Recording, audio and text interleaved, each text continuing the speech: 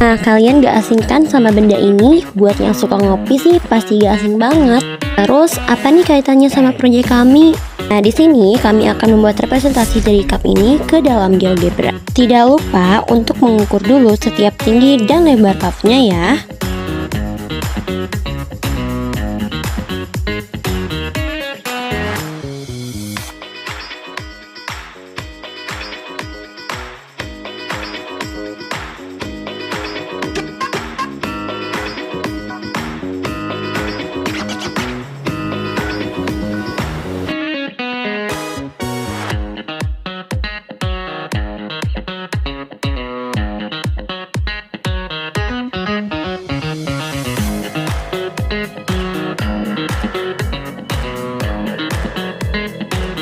Setelah kami catat, bisa kita langsung aplikasikan ke GeoGebra-nya.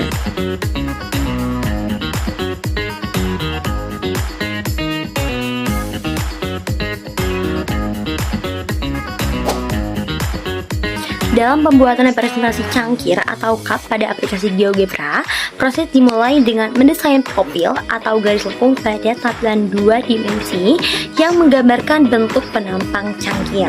Selanjutnya, profil tersebut diputar menggunakan alat Surface of Revolution atau teknik putar profil untuk membentuk permukaan 3 dimensi yang menjadi tubuh utama cangkir. Setelah model 3 dimensi itu dibuat, digunakan fitur Augmented Reality atau AR GeoGebra agar pengguna dapat melihat dan menampilkan cangkir virtual tersebut di lingkungan nyata melalui kamera perangkat.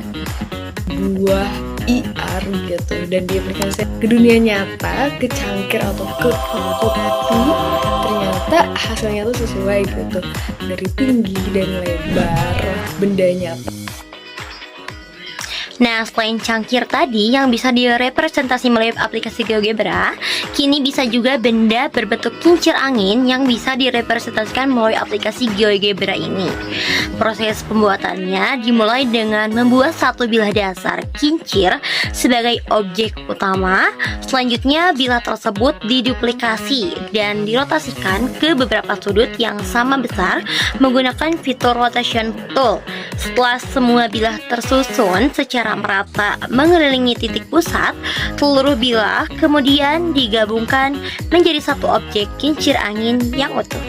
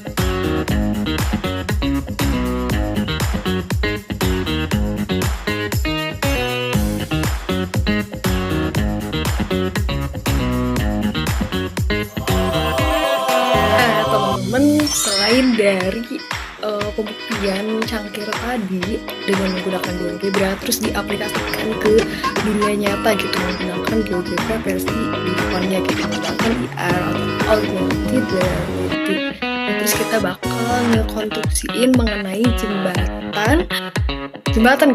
pada umumnya. Nah, biasanya itu dimulai dari kita membangun dari titik berbeda, terus lanjut aja kita sambungin gitu menggunakan segmen, terus lanjut. Nah, tadi teman-teman di sini nih bisa dilihat nih. Jangan lupa kita tetap menggunakan beberapa tools di GeoGebra-nya ini, dan untuk lanjutannya bisa teman-teman lihat gitu, atau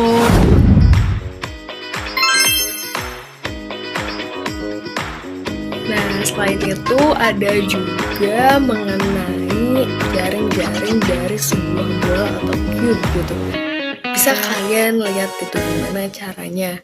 Sebenarnya itu tidak dijelaskan secara mendetail, tapi kalau misalnya kalian lihat nih, misal dari penentuan titik, terus kita membuat sebuah poligon, nanti juga bakal di-rotate atau dirotasikan gitu. Tidak lupa ada direfleksikan juga di dalamnya, dan pada akhirnya gitu akan menjadi sebuah bola gitu.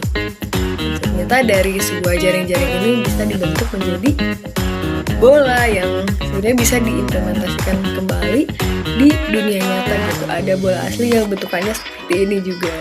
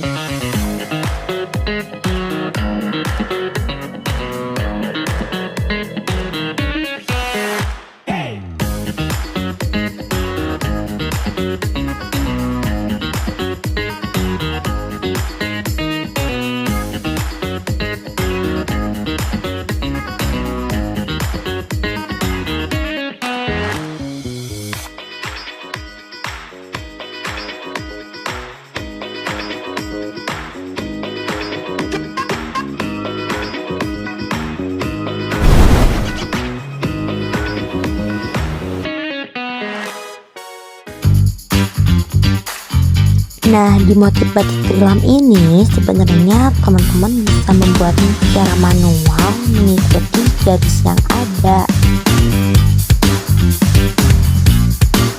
Namun bisa juga dengan pemodelan matematikanya.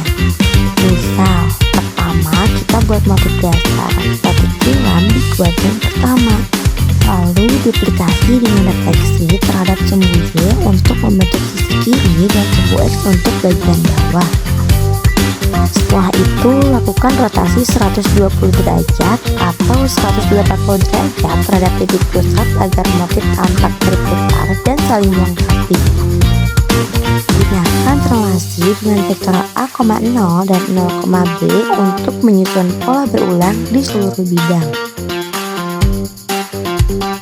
Lalu tambahkan variasi warna agar tampilan lebih menarik. Hasil akhirnya adalah pola batik tilam yang indah.